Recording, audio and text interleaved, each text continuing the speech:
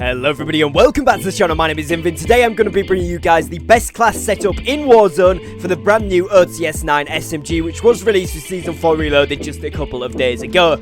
Now I've gone ahead and uploaded a guide on how to unlock this gun the fastest for both Warzone and Cold War, and I've shown you guys a gold guide for the weapon. So I'm now going to bring you the best Warzone setup so you can be on top of your game in all aspects with this brand new weapon, as it is actually pretty decent. I've used it for quite a lot of games in multiplayer and a lot of games in Warzone now, and it's actually pretty good. Its time to kill is very, very quick. Its mag size is, let's be honest, terrible. But it has got very low recoil at close range, and it has a little bit of range potential, but only up to around 20-30 meters. So you're looking at kind of like a Mac 10, a little bit more damage, but a lot less ammo, and kind of like very similar recoil and movement. The movement on the Mac 10 is a little bit better, but the recoil on the OTS 9 is a little bit better. So it's kind of a trade-off of what you want to use, how good the weapon actually is in comparison to other ones, and whether it will be in kind of like the top 5. Now currently for me, I think this weapon kind of sits just below the Mac 10, so I'm probably going to use the Mac 10 over it, and then I'm going to use things like the Cold War MP5 and the Bison. I'm going to do a lot more testing with it, see how it kind of compares TTK wise and all that kind of good stuff as we go forward when things are updated and changed, because no doubt in a couple of weeks time Raven will release another update changing a couple of things with the weapons, as we didn't see that much changes to kind of like the SMGs and how they worked. We saw a lot of changes to a lot of weapons. If you guys haven't seen all of the patch notes, there was a lot of stuff going on with this update, but generally the Cold War MP5 is still kind of like the best one, so comparing it to that, it's not quite as good. But for a brand new weapon to Warzone, it's a very, very good addition, which works really well in close range situations, probably better than 90% of the other weapons in the entire game, but it isn't broken, which is quite nice. It may see a buff, I think, going forward in terms of ammo, because the ammo is really the thing that lets it down. If it had even 5 more ammo, 10 obviously would be ideal, but 5 more, bringing it up to that 45 mark, I think it would easily compete with the Mac 10 and the Bison, or the Bullfrog rather. But currently, right now, in its current state, it's a little bit difficult, because if you miss a few shots, you can only really take down 1 or 2 players. If you're playing trios or quads, you're going to struggle with this weapon if you do run into the full team. But in those solos and duos modes, it is exceptionally good, because like I said, it hits like an absolute truck. The recoil is really low and the mobility is fantastic. So I'm going to give you guys the best class setup for it.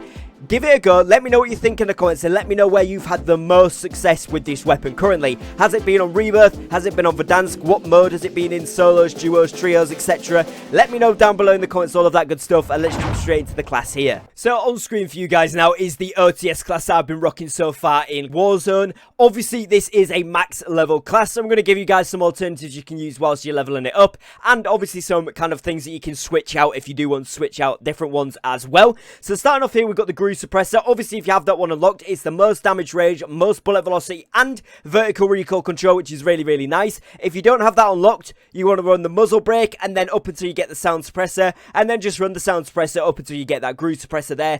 But the Groove Suppressor is really important with the OTS 9, because it doesn't have as much range, and it's quite a close-up, as in like a very close-up weapon.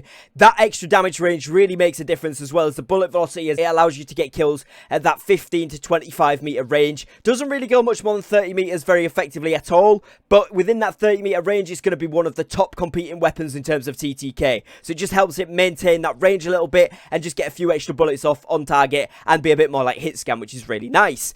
Then we've got the Task Force Barrel. Again, this gives us bullet velocity, strafe speed, and effective damage range. If you don't have that, just use the VDV Reinforced. It's exactly the same, just a little bit less bullet velocity and damage range, and obviously you don't get the strafe speed there, but go ahead and throw that one on up until you get it up to the level where you get the Task Force, and then swap out to the Task Force Barrel later, as that's the best barrel to run on this weapon.